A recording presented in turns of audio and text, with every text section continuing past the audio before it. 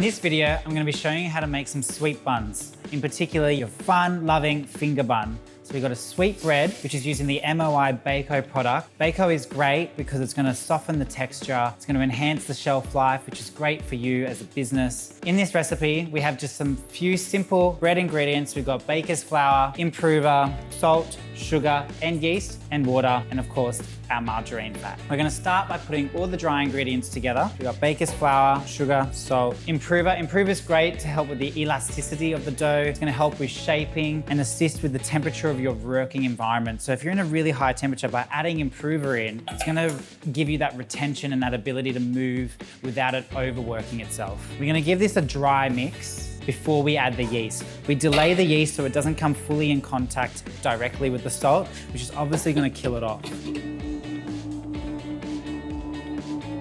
Perfect. Just a quick, add in our yeast, add another mix. Now we're gonna stream into our water into the dough. This is gonna incorporate quite quickly into a ball. When it's half incorporated is when we start adding the Bako. We're aiming for a final dough temperature between 26 and 28 degrees after we've achieved a gluten matrix. Just quickly stop it, get the rest of that in. So as you can see here, it's just as a half dough mix. We've still got a bit of flour going. It's starting to come to form. Now we stop it and we add in our fat. We're gonna adjust it now to speed 2 and begin the development process. Our sweet bun dough has been now mixing for nearly 10 to 15 minutes. It's now formed together into a ball and is pulling away from the sides. As you can see here, it's really quite nice, it's soft, it's elastic, pliable. We're gonna check its temperature.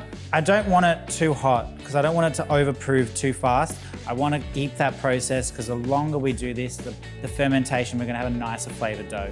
This is great. We're already just hit 26 degrees, which is perfect. We'll do a quick test of the gluten matrix. So this is, we're checking strength, the elasticity, and we're just gently pulling it away from the sides to look at a window, kind of letting gravity do its work as it goes around. Just be a bit gentle with it. For a sweet bun dough like this, I'm pretty happy with that because as it rests, it's gonna relax, it's gonna build some more strength. And that's it, we'll be back shortly to finish it off. Our sweet bun has now rested for up to half an hour. You can see it's definitely grown in size. It's got some gas, which is great. We're now going to knock this out. Just gonna give a light spray on top and on the base. I've also sprayed all my silicone paper to make it really easy. We're gonna portion these each out at 100 grams and then shape them into little logs.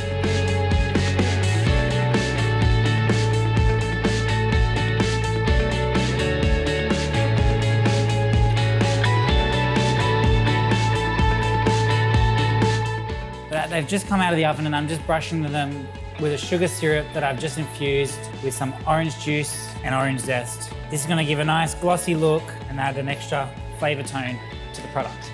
Now that our buns are well cooled down, we're gonna go and make the fudge icing for the top. This is simply icing sugar, skim milk powder to add some richness, a water as a binding agent with some vanilla bean paste, and of course our MOI product, Creamax, which is our creaming shortening, which finishes white, which is great. So if you're gonna color something, you're gonna save a lot of time, you can just color it straight away, which is what we're gonna do today.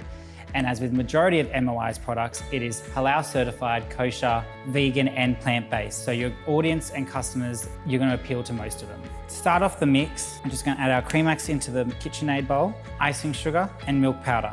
Just gonna break that up a bit. Paddle attachment. If you use a whisk attachment, you're just gonna push too much air through the little bits where a beater is actually gonna bind it together to make a smoother consistency for an icing. Just keeping it kind of on low to start with. And we're gonna bring that together till it begins to cream and it's gonna then start to aerate. Once we get in between that sort of time is when we start to put in some liquids.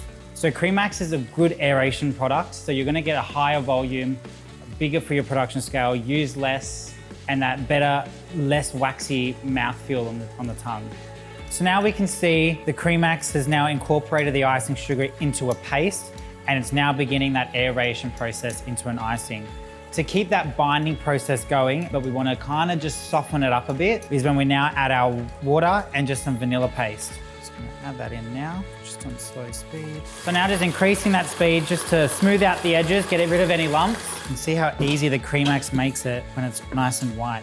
Smooth, fluffy, texturally. It's gonna be really, really good. Just gonna give it a couple of folds.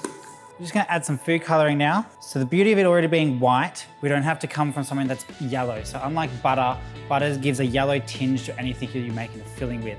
In this case, using a creaming shortening, we've already taken it to the white stage. So then coloring it, you're gonna get a more vibrant color, and it makes it more versatile for you and your business in whatever products you want to apply it to. And there we have it, our fudge icing for our finger buns today.